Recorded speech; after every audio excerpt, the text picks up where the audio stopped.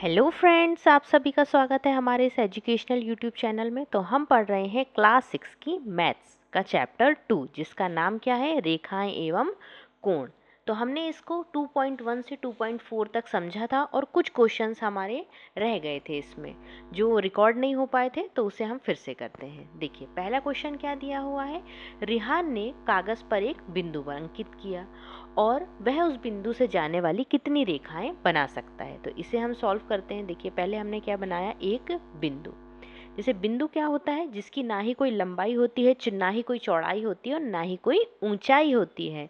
तो हमने एक बनाया बिंदु। अब इस बिंदु से होकर हम कितनी रेखाएं खींच सकते हैं। तो देखिए, हम खींचने की कोशिश करते हैं कि हम कितनी रेखाएं खींच सकते हैं। तो आप क्या देख पा रहे हैं इसमें इसमें देखिए, इसका मतलब ये है कि एक बिंदु से होकर हम जितनी चाहें, जितना हमारा मन करे, उतनी हम रेखाएं खींच सकते हैं। मतलब एक बिंदु से होकर हम अनंत रेखाएं खींच सकते हैं। तो इसका आंसर क्या होगा, अनंत।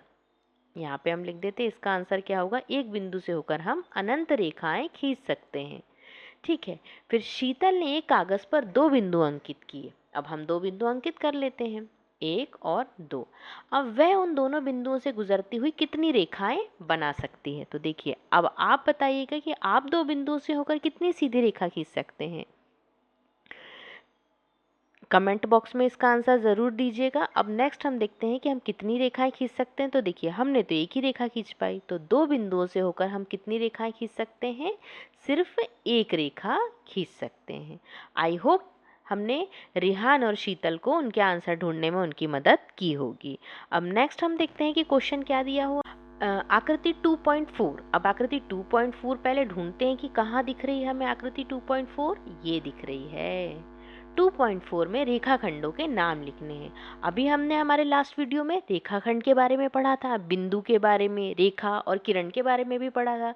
तो अब आपको पता होगा कि रेखाखंड किसे कहते हैं। तो रेखाखंड के हम देखते हैं कि रेखाखंडों के नाम क्या होंगे। देखिए, पहला हमारा क्या होगा, एल से एम। और रेखाखंड को हम कैसे दर्शाते हैं, ऐसे। एम से पी,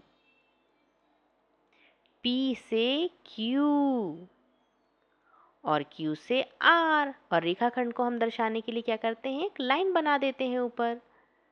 अब देखिए, अब आगे क्या बोल रहा है, 5 अंकित बिंदुओं में से। अब बिंदु कौन कौन से अंकित है, पहले हम वो देखते हैं कि कौन कौन से बिंदु इसमें हमें दिख रहे हैं, 5 अंकित बिंदु। देखिए, पहला बिंदु हमें क्या दिख रहा है, L। दूसरा M, P, Q और R।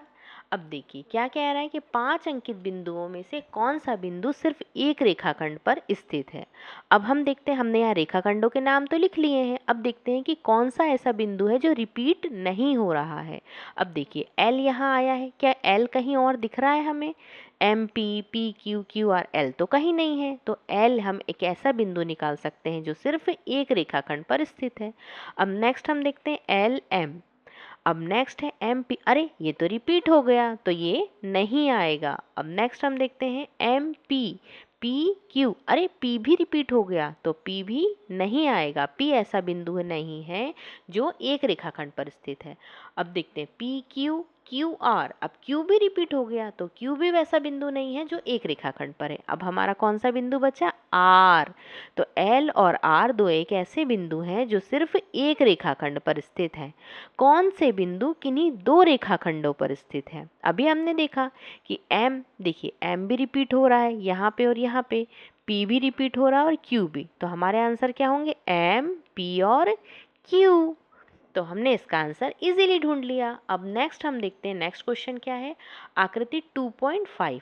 अब आकृति 2.5 कहाँ है हमारी, ढूंढो ढूंढो जरा। आकृति 2.5 हमें यहाँ दिख रही है। 2.5 में दी गई किरणों के नाम लिखिए। अब हमें क्या करना है, इन किरणों के नाम लिखना। अब किरण क्या होती है ये हमने समझा था कि जो कहाँ से स्टार्ट होती है, जिसका एक फिक्स स्टार्टिंग पॉइंट होता है और जो एक ही दिशा में जाती है। तो देखिए, पहली किरण हमें क्या दिख रही है, टी ए। आई होप आपने भी इसे ढूंढा होगा, टी ए। और किरण को हम कैसे दर्शाते हैं, ऐसे, क्योंकि टी इसका स्टार्टिंग पॉइंट है। नेक्स्ट कौन सी किरण दिख रही है हमें, टी बी। और एक किरण और हो सकती है टी से एन। तो अब इन सभी किरणों का क्या स्टार्टिंग पॉइंट, मतलब प्रारंभिक बिंदु जो है वो हमें टी दिख रहा है। आपको दिख रहा है क्या, टी टी टी। तो इसका आंसर हम क्या लिख सकते हैं कि हाँ, सभी किरणों का प्रारंभिक बिंदु टी है। अब नेक्स्ट क्वेश्चन हम देखते हैं।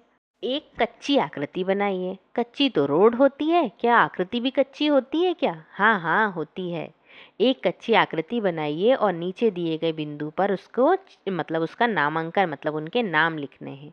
अब पहला देखिए क्या लिखा हुआ है, इसे हम क्या पढ़ेंगे? इसे हम पढ़ेंगे क्या?